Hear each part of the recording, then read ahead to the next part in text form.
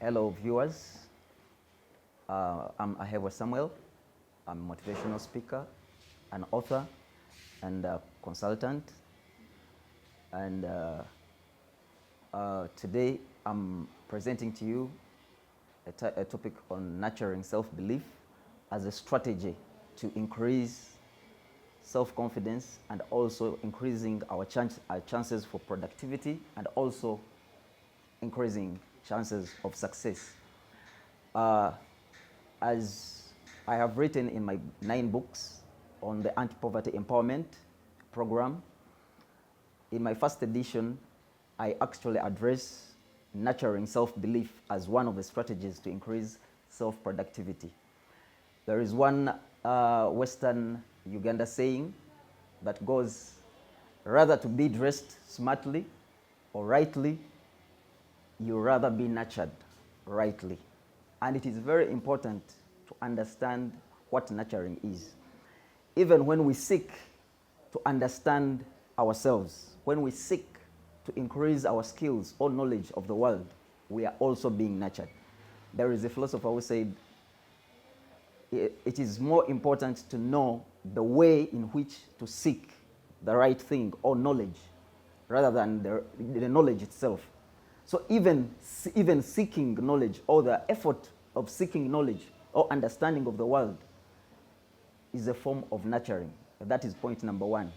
Number 2, we have to understand that when a man thinks they know what they want to know, also it stands in the way for their self-belief. Because self-belief, number 1, starts from self-awareness. Who are we in the world? And who are you? When you don't understand your talents, it is because of the failure to actually master the art of seeking knowledge or seeking guidance. There are very many people in the world who seek mentors. We seek idols. We have people that we idolize. The problem is what is the process do you put in? Or what is the effort? Or what is the quality of the time we put in seeking that very skill or knowledge that you want to build?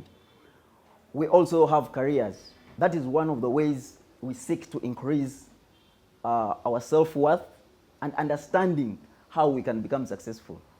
We have gone to university, we have gone to schools, we have got PLOE certificates, we have got UCE certificates or advanced level certificates, and also we seek jobs. We have to understand that there are always chances of failure in life. If you are to see of recent, the statistics that showed in Uganda, 14% of Ugandans are mentally ill. That topic hit the media waves, and the issue to understand in this is the lack of self-belief. When you don't have self-belief, it increases what we call in psychology neurosis. That is a state of mind whereby you are confused about who you are and what to do about your social conditions in life. And so this mental illness is coming from the fact that people are not nurtured well. And people don't spend quality time seeking that very knowledge. Even in acquiring that right knowledge, we have to understand that we have distractions in life. You have seen in the Ugandan market currently a very high increase in energy boosters or energy drinks. What is that sign? It's a sign that the entrepreneurs have seen that people lack good moods, or what we call today the right vibe. When people don't have good moods, when they lack that motivation in life, they always tend to take those boosters, like whatever you talk about, rock boom, talk about, and then the other people, the other class of people take alcohol so that they can boost their moods. That is a sign of lack of nurturing and lack of self-belief. And all these are the things that are causing or increasing mental illnesses in Uganda. So it is this problem that increases the vicious cycle of unproductivity and poverty.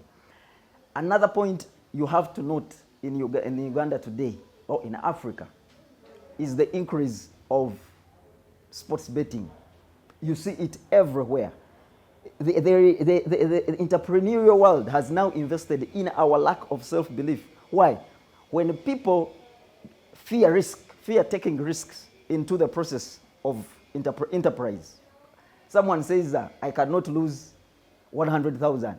I rather go and bet and I get free money. That is already a sign of lack of self-belief. People fear failure, and that's why they fear risks. And we know all the entrepreneurs in the world. I am an entrepreneur myself. I have made losses in my businesses. Even writing books is a risk, because there are chances that they won't buy the books. But the issue is, we have to understand that in failure is the opportunity to learn success. All the greatest entrepreneurs tell us that they learn more from failure than success. So the reason why the big number of people are investing in betting and all this kind of gambling is because of lack of self-belief. So we have to understand where the problem is. The problem is poor nurturing. But this poor nurturing comes from the lack of investment in the time that we have, even in the talents that we have. So it is very important that we understand these risks that take us into states of mental illness, poor self-confidence, and also losing our creativity to understand our skills and talents, or what we can do in the world. The innovator, the great innovator Thomas Alva Edison, who innovated the bulb, tried 1,000 times, and he failed until the 1,000th time. Why? Because he could not give up his idea. He didn't go to university. And so we have to understand that it is the quality of time that we spend in whatever we are doing in life. Whether you are listening to music, it has to be quality time. It has to be quality music, which is adding value inside you. And this is the vibe. This is what we call, this is the drive, the energy that we need. Number one, to take us to the right sources of information and knowledge, and also investment in the things that can teach us to see new opportunities.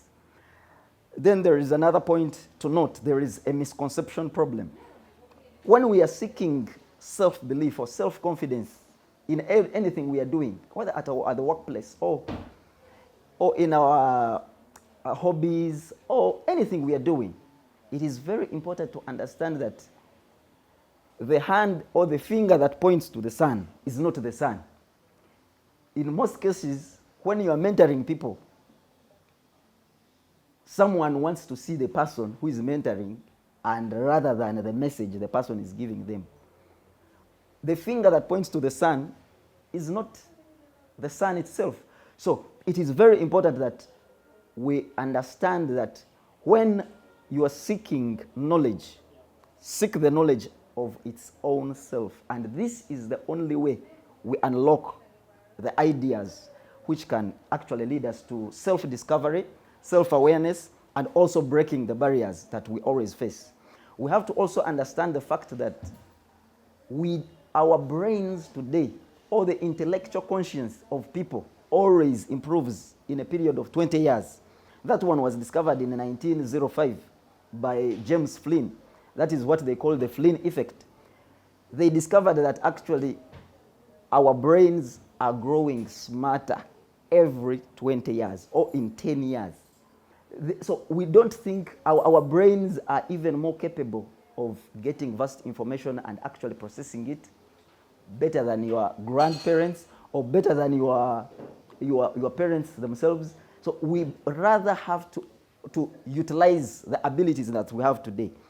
When you see in football, when you watch football, there is a lot of investment in the war against racism. You see players putting on racism and all that. Why? The world is investing resources in increasing self-belief. It's up to you what you want to choose. As I have told you, there is the other entrepreneurial side, which is investing in our lack of self-belief. The rock booms and all these drugs and all these other sports betting. Those ones are investing in our self-belief. And then these ones are now investing in our belief. The war against gender-based violence, all those billions of shillings have been invested in promotion of human rights, gender-based violence, and also free education.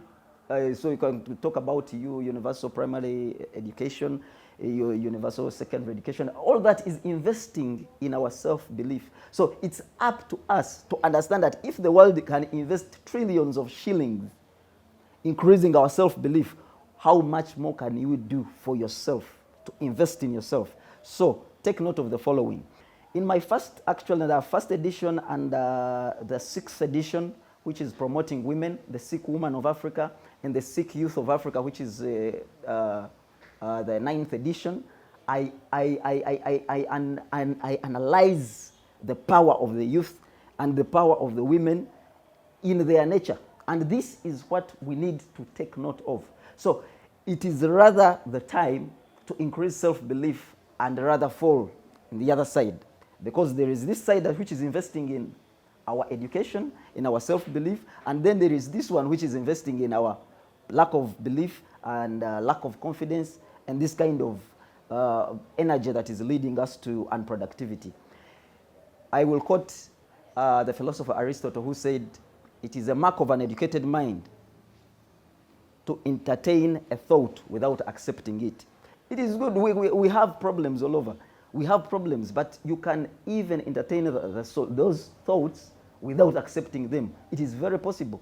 It's up to the power of the mind. I've already told you, we already have a better brain than our grandparents and our great-grandparents. It's up to us to invest enough time into self-knowledge, self-awareness, and self-learning. Self-education is the only way we can get a fortune. So it is very important that you take thoughts about yourself, know your abilities, and invest opportunities in them. Don't fear failure, because through failing, it's where we learn, and that's where mastery comes from. So it is very important that also we take advantage of all the problems that we have. You have to think about the problems that you have. You don't need to escape, which we call escape dreams. Escape dreaming is also one of the ways that we are falling back behind productivity. So it is very important that you don't fear failure and face the problems that you have. This is the only paradoxical way we are going to actually nurture ourselves, and also we shall help all those mentors, those people we idolize, those people we want to become or want to achieve with, to influence us to become that which we can become. Thank you very much. I will see you in the next issue. God bless you.